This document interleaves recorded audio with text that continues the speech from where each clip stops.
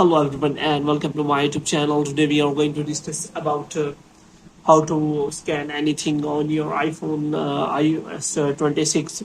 For example, if you want to scan any document without using any third-party app, then you can simply use your iPhone for scanning.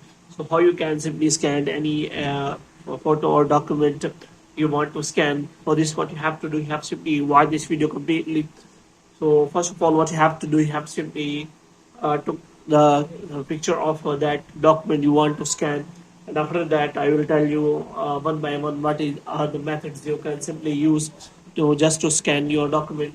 So there is option available related to scanning in the files option. For example, if you have a photo, then you can simply click on that photo, and after that, you can simply go for the action, and after that you will find the option of create PDF.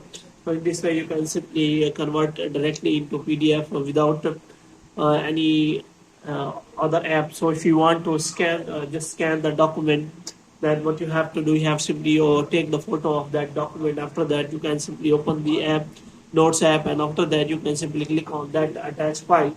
So here option is available that you can simply click on scan documents, and after that your document will be scanned. So you can scan documents from the Notes app directly from here. So in this way you can simply scan any document you have from your iPhone without any problem.